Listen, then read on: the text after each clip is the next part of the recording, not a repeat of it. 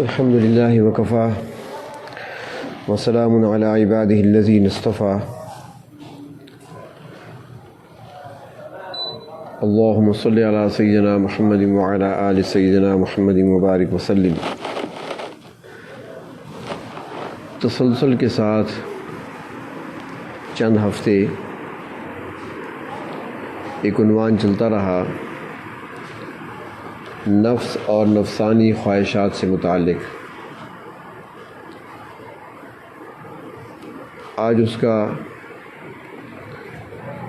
خلاصہ ہی سمجھ لیں، مختصر سی بات اسی کو سمیٹتے ہوئے عرض کی جاتی ہے، اور وہ یہ ہے کہ اس دنیا میں دو طاقتیں مقابلے میں ہیں۔ ایک طرف اللہ تبارک و تعالیٰ کے احکامات ہیں، اور دوسری طرف انسان کی اپنی خواہشات ہیں جو اس کے نفس سے پیدا ہوتی ہیں۔ ان دو کا مقابلہ جاری ہے۔ اللہ تبارک و تعالیٰ فرماتے ہیں کہ نفسانی خواہشات کو چھوڑ کر میرے احکامات کے مطابق اپنی زندگی گزارو، اور اسی میں تمہاری فلاح اور کامیابی ہے۔ جبکہ نفس یہ چاہتا ہے کہ ساری چیزوں کو چھوڑ کر میری ہی مانو۔ یہ مقابلہ چل رہا ہے اس دنیا کے اندر۔ اور یہاں پر یہ بات بھی سمجھ لیں کہ خواہش بھی دو طرح کی ہوتی ہے۔ کچھ خواہشیں جائز بھی ہوتی ہیں، کچھ ناجائز ہوتی ہیں۔ ایک خواہش وہ ہے جس کو ہم کہہ سکتے ہیں کہ خواہش صادقہ ہے، سچی خواہش، اور دوسری خواہش وہ ہے خواہش کاذبہ، جھوٹی خواہش۔ جو سچی خواہش ہے، خواہش صادقہ، یہ وہ خواہش ہے کہ اگر اس کو پورا نہ کیا جائے تو انسانی جسم میں خلل واقع ہو، انسانی جسم پر برا اثر پڑے، تو ایسی خواہش کو پورا کرنا یہ جائز ہے، یہ سچی خواہش ہے۔ مثال کے طور پر انسان کو بھوک لگی ہے، اب بھوک مٹانے کے لیے انسان کے دل میں کھانے کی خواہش پیدا ہوتی ہے۔ اب اگر انسان کھانا نہیں لیتا، کچھ کھاتا نہیں ہے، تو اس سے جسم میں خلل واقع ہوگا، کمزوری آئے گی، نکاہت آئے گی، نہ وہ عبادت کر سکے گا، نہ ہی کوئی اور کام کر سکے گا، نہ دنیا کا کام، نہ اللہ کی عبادت میں سے کوئی کام، وہ کچھ بھی نہیں کر سکے گا، نکاہت ہوگی، کمزوری ہوگی، پڑا ہوگا۔ تو اب یہاں پر کھانا جو ہے، تھی تو خواہش کھانے کی، لیکن یہ جائز خواہش ہے۔ اسی طرح انسان کو اپنا ستر چھپانے کے لیے لباس چاہیے، خواہش پیدا ہوئی، لباس پھٹا ہوا ہے تو ایسا لباس لے لوں تاکہ اس سے اپنے ستر کو میں چھپا سکوں، تو یہ خواہش جائز ہے۔ اور اگر وہ اس پہ عمل نہیں کرتا تو خدا نخواستہ اس کا ستر کھل سکتا ہے، تو یہ جائز صورت ہے۔ اس کے علاوہ باقی چیزیں جو ہوتی ہیں جن سے نفس صرف لذت حاصل کرتا ہے، کیونکہ نفس جو ہے یہ لذتوں کا خوگر ہے، یہ چاہتا ہے کہ مجھے لذتیں ملیں، مجھے لذتیں حاصل ہوں، چاہے وہ کھانے کی صورت میں ہو، چاہے وہ کسی خوشی کے موقع پہ ہو، کسی تقریب کی صورت میں ہو، جس صورت میں بھی ہو، وہ لذتیں چاہتا ہے نفس انسان کا۔ یہی وجہ ہے کہ انسان رسم و رواج کو چھوڑنے کے لیے تیار نہیں ہوتا، کیونکہ وہاں پر اس کو لذتیں ملتی ہیں، اور پھر وہ چاہتا ہے کہ یہ جو لذت کی گھڑیاں ہیں، یہ 5 منٹ کیوں ہیں، یہ 5 منٹ کاش کے 5 سالوں میں بدل جائیں۔ خواہش ہوتی ہے نفس کے اندر، یہی ابھرتی ہے، ایک لذت ہے، وہ عارضی ہے، کیوں ختم ہو گئی جلدی۔ اب دیکھیں آپ، کہیں پر بیان شروع ہو رہا ہو، جمعہ کا دن ہے، خطبہ جمعہ ہے، بیان ہو رہا ہے، آپ نے دیکھا ہوگا اکثر نمازیوں کو بار بار گھڑی کو دیکھتے ہیں، کیونکہ یہ چیز نفس نہیں چاہتا، نفس نہیں چاہتا کہ کوئی نصیحت کرے، وہ بار بار گھڑی دیکھیں گے، اتنا ٹائم ہو گیا، اتنا ٹائم ہو گیا، کب بیان ختم ہوگا، کب مکمل ہوگا، وہ گھبرا جاتے ہیں۔ اور وہی شخص اگر کسی محفل ایسی میں بیٹھا ہو جہاں ناچ گانا شروع ہو، پھر وہ گھڑی کو نہیں دیکھے گا، بلکہ وہ چاہے گا کہ یہ گھڑیاں، یہ لمحات مزید آگے چلی جائیں، آج رات اسی حال میں بیت جائے، اسی حال میں رات گزر جائے، وقت لمبا ہو جائے، کیونکہ نفس جو ہے وہ ان لذتوں کا خوگر ہے، وہ لذتیں ہی چاہتا ہے، جبکہ اللہ تبارک و تعالیٰ چاہتے ہیں کہ بندہ میرا ہے، اس کا خالق میں ہوں، پیدا میں نے کیا ہے، تو لہٰذا یہ خواہشات کی پیروی نہ کرے بلکہ میرے احکامات کی پیروی کرے۔ اللہ تبارک و تعالیٰ اپنے احکامات کی طرف ہی دعوت دیتے ہیں، اور جس انسان نے دنیا میں رہتے ہوئے نفسانی خواہشات کو کچل دیا، ناجائز خواہشات کو، نفسانی خواہشات کو پیچھے چھوڑا، اللہ رب العزت کے احکامات کو آگے رکھا، تو ایسا شخص، ایسا آدمی دنیا میں بھی فلاح پاتا ہے اور آخرت میں بھی سرخرو ہوگا۔ اور جس نے دنیا میں خواہشات کو سامنے رکھا اور اسی کی پیروی کرتا رہا، تو اللہ تبارک و تعالیٰ نے اس چیز کو اس انداز سے قرآن حکیم میں بیان فرمایا، جب یہ تقابل کیا اللہ تعالیٰ نے، کہ ایک طرف تو فرمایا کہ تمہارا کوئی معبود نہیں ہے میرے سوا، وَإِلَٰهُكُمْ إِلَٰهٌ وَاحِدٌ، اور تمہارا معبود وہ ایک ہی معبود ہے، اللہ لا الہ الا ہو، اس کے سوا، اللہ کے سوا تمہارا کوئی معبود نہیں ہے۔ جبکہ نفسانی خواہشات کی پیروی کرنے والا جب خواہشات کی پیروی کرتا ہے، گویا کہ وہ اللہ کے مقابلے میں کسی دوسرے کو معبود بنا رہا ہے، اور اللہ تعالیٰ نے اس کا تذکرہ قرآن حکیم میں فرمایا ہے کہ افرائیت، کیا آپ نے دیکھا ہے، من اتخذ الہہ ہواہ، کہ جس نے اپنا معبود بنا رکھا ہے اپنی خواہشات کو، ہوا خواہشات کو کہتی ہیں، یعنی وہ اس طرح خواہشات کی پیروی کر رہا ہے جیسا کہ اسے اللہ کے احکامات کی پابندی کرنی چاہیے تھی۔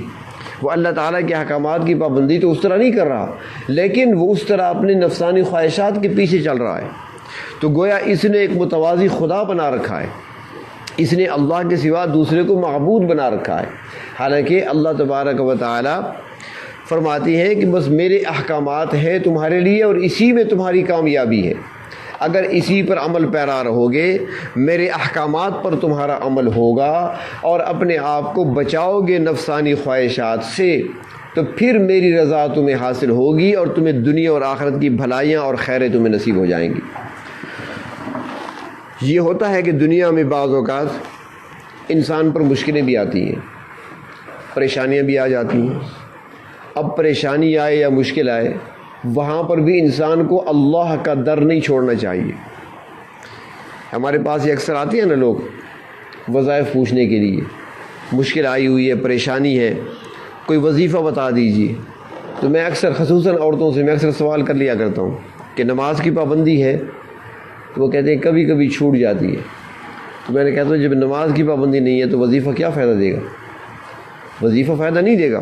تو میں ان سے کہا کرتا ہوں سمجھانے کے لیے مثال کے طور پر کہ بھئی اللہ تبارک و تعالیٰ کے ساتھ تعلق جوڑو، اور اللہ کے ساتھ تعلق جوڑنے کا سب سے بڑا ذریعہ وہ نماز ہے، اس کے ذریعے سے اللہ تبارک و تعالیٰ اور بندے کے درمیان ایک تعلق قائم ہوتا ہے، تو تعلق کسی کے ساتھ جوڑو۔ آج بھی میں ساتھیوں سے کہہ رہا تھا، ایک کیسر بھائی بیٹھے ہوئے تھے، ان کے سامنے میں کہہ رہا تھا، میں نے کہا کہ نماز کی پابندی رکھو، تعلق اللہ سے جوڑو۔ اس کی مثال ایسے ہے کہ اگر میں کہہ دوں کہ آج میرا کچھ کام ہے، میں کچہری کی طرف جا رہا ہوں، میں نے بار کی طرف جانا ہے، یا میں تھانے جا رہا ہوں میرا کچھ کام ہے، یا میں نے ڈپٹی کمشنر سے ملنا ہے میں جا رہا ہوں، تو مجھ سے سوال کرے گا سننے والا، فوراً ایک سوال کرے گا، وہ کہے گا وہاں کچھ جان پہچان ہے آپ کی؟ وہ مجھ سے پوچھے گا وہاں کچھ جان پہچان بھی ہے جا جو رہے ہیں آپ؟ تو اگر ہوگی تو کہوں گا ہے، نہیں ہے تو کہہ دوں گا نہیں ہے، تو پھر وہ کہے گا جب جان پہچان ہی نہیں ہے تو کام کیسے ہوگا؟ تو میں نے ان سے کہا، اور میں اکثر کہا کرتا ہوں کہ کام سارے اللہ سے کرانے ہیں، جان پہچان تو پہلے پیدا کرو، وظائف تو ہم نے پڑھنے ہیں، تعلق تو اللہ کے ساتھ رکھو، وہ ہم سے دور تو نہیں ہے، وہ تو ہمارے قریب ہے، انتہائی قریب ہے، اور ان کے ساتھ جب تعلق ہی نہیں ہوگا تو پھر وظیفہ کیسے فائدہ دے گا؟ اور تعلق کے لیے سب سے بڑی چیز نماز ہے۔ تو مشکلیں آتی ہیں دنیا کی زندگی میں، کبھی پریشانی بھی آ جاتی ہے، لیکن پریشانی کو بھی ایک متقی بندہ ایمان والا بندہ وہ اللہ کی طرف سے آزمائش سمجھتا ہے، کیونکہ وہ کسی نے کہا ہے نا کہ تیرا غم بھی مجھ کو عزیز ہے کہ تیری دی ہوئی یہ چیز ہے۔ غم آیا، پریشانی آئی، وہی تو اللہ کی طرف سے آئی۔ اور جب ہمیشہ ہم نعمتوں میں رہے ہیں تو پھر کبھی اگر پریشانی آ گئی تو انسان اس پر صبر کر لے، اس پر اللہ تبارک و تعالیٰ بہت اجر عطا فرماتے ہیں۔ اس سے بڑھ کر اجر کیا ہوگا کہ اللہ فرماتے ہیں جو مصائب، مشکلات، پریشانیوں میں صبر کرتا ہے، اللہ فرماتے ہیں اسے اور کیا چاہیے، میں اس کے ساتھ ہوں۔ ان اللہ مع الصابرین، فرمایا میں خود اس کے ساتھ ہوں۔ اگر آپ کو یا مجھے کوئی کہہ دے، اگر کوئی صوبے کا مالک ہے، گورنر ہے، وزیر اعلیٰ ہے، وہ کہتے ہیں یار کیا پرواہ کرتے ہو، میں تیرے ساتھ ہوں، مجھے بتائیں آپ کہ اس کے اندر کتنی قوت آ جائے گی۔ وزیر اعلیٰ میرے ساتھ ہے، جب وہ میرے ساتھ ہے مجھے کسی کی کیا پرواہ۔ اور جب اللہ فرماتی ہے میں اس کے ساتھ ہوں، اسے کیا غم میں پھر کیا ڈر ہے۔ وہ جیسے میں نے پہلے بھی ایک لطیفہ سنایا تھا آپ کو، محمود غزنوی رحمۃ اللہ علیہ کا جو غلام تھا، ایاز نامی، اس کا ایک واقعہ میں نے سنایا تھا، اس کے بارے میں کئی واقعات آتے ہیں، اس میں ایک یہ بھی ہے، انہوں نے فرمایا کہ ایک مرتبہ جب درباریوں نے بادشاہ کے سامنے اس کی شکایتوں کے انبار لگائے تو بادشاہ نے کہا ٹھیک ہے میں امتحان لوں گا ان کا۔ اس نے دل میں ایک بات ٹھان لی، تو اس نے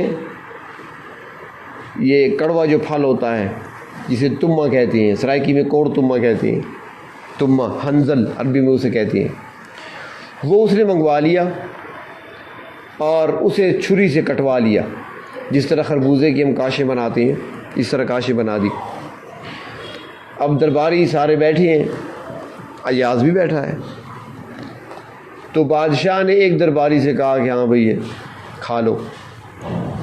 اس نے اس کے نقصانات بتا دیے کہ جی یہ کھانے کی چیز تو نہیں ہے، یہ تو بڑا کڑوا ہوتا ہے، اور یہ کھانے سے آنتوں میں خراش پیدا ہو جاتی ہے، معدے میں زخم ہو جاتے ہیں، انسان کی موت بھی واقع ہو سکتی ہے، اور اس سے جو پیٹ خراب ہوگا بڑی مشکل سے ٹھیک ہوگا، حکماء منع کرتی ہیں اس کی زیادہ مقدار کھانے سے۔ اس نے کئی ترتیب بتا دی۔ بادشاہ نے کہا ٹھیک ہے نہ کھاؤ تم، دوسرے سے کہا تم کھا لو۔ اس نے کہا جی یہ تو بڑا مشکل ہے، اس نے بھی نقصان بتا دیے کہ حضور اگر آپ کا حکم ہے تو اور بات ہے، ورنہ کھانے کی چیز تو نہیں ہے، کوئی نہیں کھاتا، دوائیوں میں استعمال ہونے والی چیز ہے، بہانے بنا لیے۔ تیسرے کو کہا، اس نے اس طرح باری باری سب سے بادشاہ کہتا رہا، سب بہانے بناتے رہے، کڑوی چیز ہی کون کھائے۔ ایاز کو بلایا، ایاز آؤ یہ کھا لو، پلیٹ میں ڈلیاں رکھی ہوئی ہیں، کاشیں رکھی ہوئی ہیں۔ اس نے اٹھایا اور مزے سے کھانا شروع کر دیا، چھلکے پھینک رہا ہے، باقی کھا رہا ہے۔ بادشاہ نے کہا رک جاؤ، کیا کھا رہے ہو؟ اس نے کہا جی آپ نے دیا نہیں کہ کھا لو۔ تو کڑوا نہیں ہے؟ کہا جی کڑوا ہے۔ کتنا؟ بہت زیادہ۔ پھر کیوں کھا رہے ہو؟ اس نے کہا جی آپ نے کہا تھا کھا لو۔ تو بادشاہ نے کہا کہ بھائی تم بتا دیتے نا، باقیوں نے عذر پیش کر دیا، انہوں نے کہہ دیا کہ یہ کھانے کی چیز نہیں ہے، نقصانات بتا دیے، تم بھی کہہ سکتے تھے، تم نے کیوں نہیں کہا؟ اب درباری سارے دیکھ رہے ہو، کہتے ہیں یار پاگل ہے یہ تو، ویسے ہم اس کی شکایتیں کرتے ہیں، یہ تو عقل نہیں ہے اس کا۔ لیکن وہ جواب کیا دیتا ہے؟ وہ جواب ایسا دیا کہ تاریخ کا حصہ بن گیا۔ اس نے کہا بادشاہ سلامت، آپ روز ہمیں میٹھی چیزیں کھلاتے ہیں، کبھی خربوزہ کھلاتے ہیں، کبھی تربوز کھلاتے ہیں، کبھی آم کھلاتے ہیں، کبھی آڑو کھلاتے ہیں، آپ روزانہ میٹھی چیزیں کھلاتے ہیں، ہم خوشی سے کھاتے ہیں۔ اگر ایک دن آپ نے کڑوی چیز کھلا دی تو کیا ہوا؟ ایک دن اگر کڑوا کھلا دیا تو آپ نے ہے نا۔ تو مولانا روم یہ واقعہ لکھ کر آگے فرماتے ہیں کہ اے انسان سوچنا چاہیے، اس لطیفے سے، اس واقعے سے سبق لینا چاہیے کہ اللہ تبارک و تعالیٰ کے احسانات اور نعمتیں صبح و شام ہم پہ ہیں۔ اگر ایک دن تھوڑی سی تکلیف آ گئی تو اس پر صبر کیوں نہیں کیا جاتا؟ تو اللہ سے تکلیف مانگنی نہیں چاہیے، لیکن جب آ جائے وہ اویلا نہیں کرنا چاہیے، شور نہیں مچانا چاہیے، اس پر صبر کرنا چاہیے۔ تو اللہ تبارک و تعالیٰ فرماتے ہیں کہ میرے احکامات پہ عمل کرو، اسی میں تمہاری نجات ہے۔ اور نفس یہ چاہتا ہے کہ اس کے اندر مشکلات ہیں، لہٰذا اپنی جو دل میں آئے، ہم کہتے ہیں نا جی میرے دل میں یہ آتا ہے، میرا دل یہ کہتا ہے، میں آج یہ کھا لوں میرا دل ایسا چاہتا ہے، میں یہ پہن لوں میرا دل یہ چاہتا ہے۔ یہی وہ خواہش ہے، یہ وہ نفسانی خواہشات ہیں جس کو ہم دل کی طرف منسوب کرتے ہیں نا یہ نفس سے اٹھنے والی خواہشات ہیں، اور انہی خواہشات پر چلتے ہوئے ہم آج کس طرف چلے جا رہے ہیں۔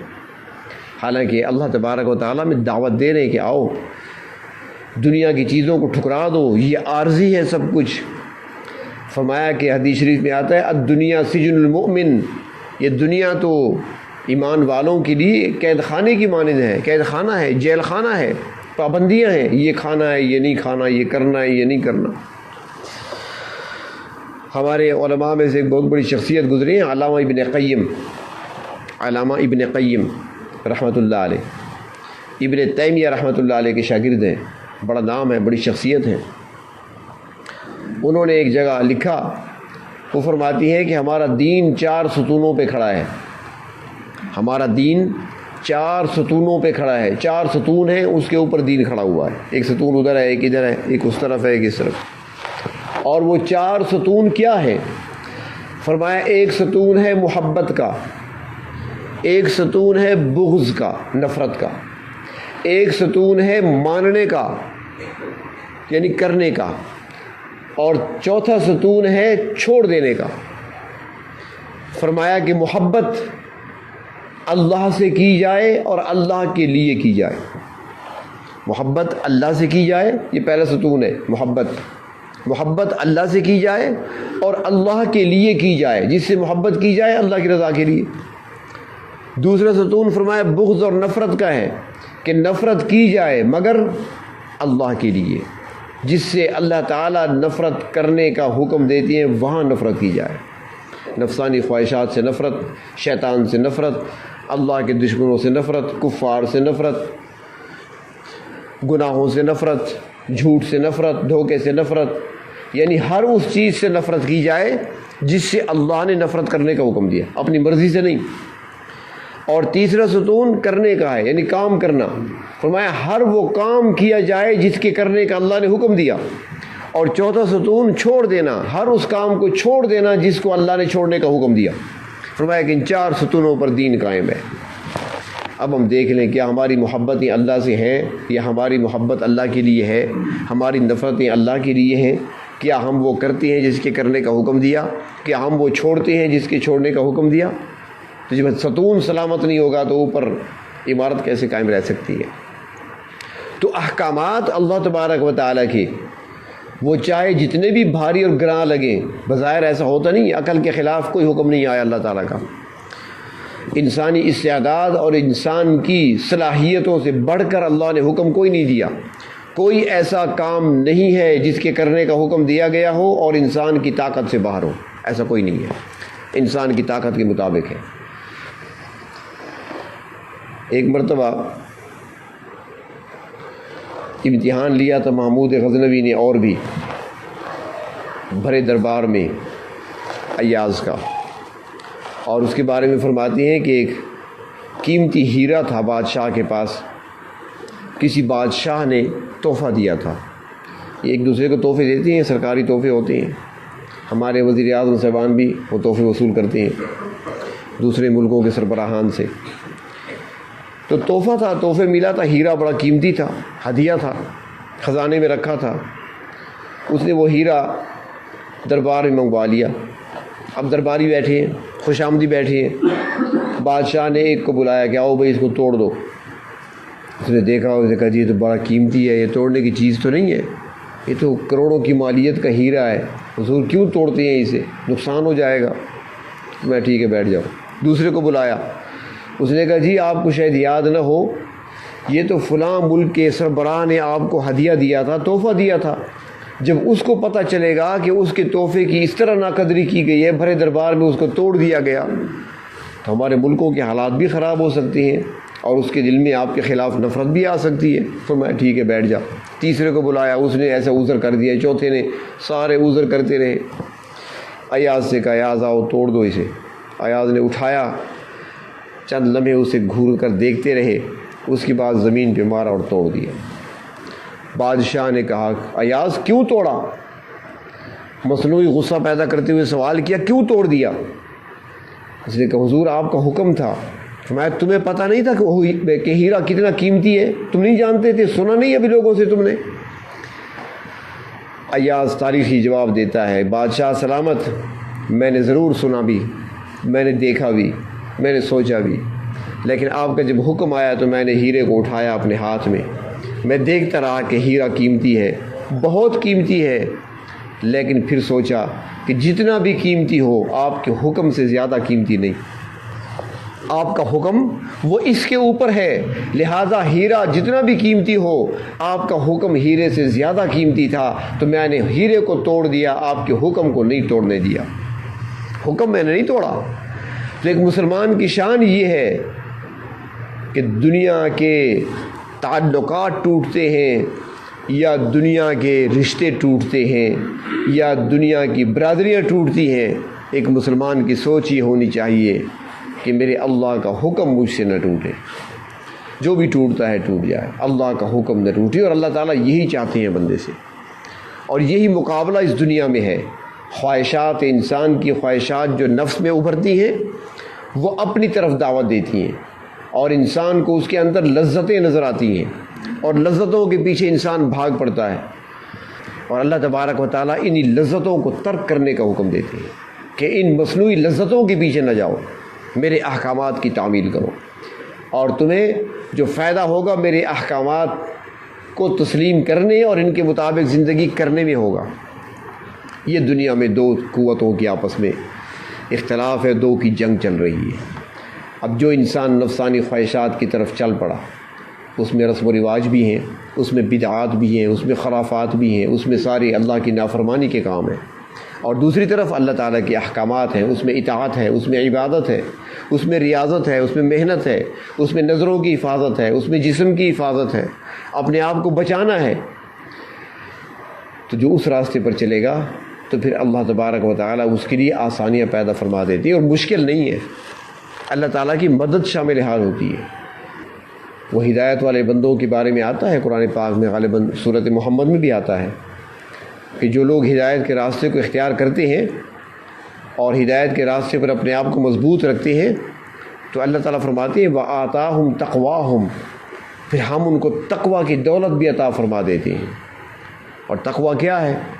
کہ وہ شخص جس کے اندر تقوی آتا ہے پھر وہ کفر سے بھاگتا ہے، شرک سے بھاگتا ہے، بدعات کو چھوڑ دیتا ہے، اللہ تعالیٰ کی نافرمانی کو چھوڑ دیتا ہے، گناہ کبیرہ تو اپنی جگہ چھوٹی چھوٹی خطاؤں سے بھی اپنے آپ کو بچاتا ہے، اللہ تعالیٰ کی مدد ہوتی ہے۔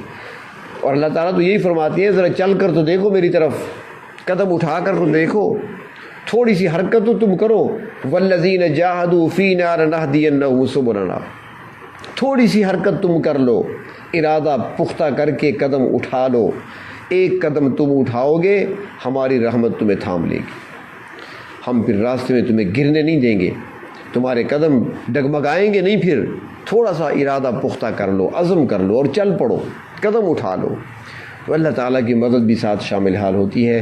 اللہ تبارک و تعالیٰ نفسانی خواہشات کی پیروی سے ہماری حفاظت فرمائیں اور اپنے احکامات پر عمل کرنے کی توفیق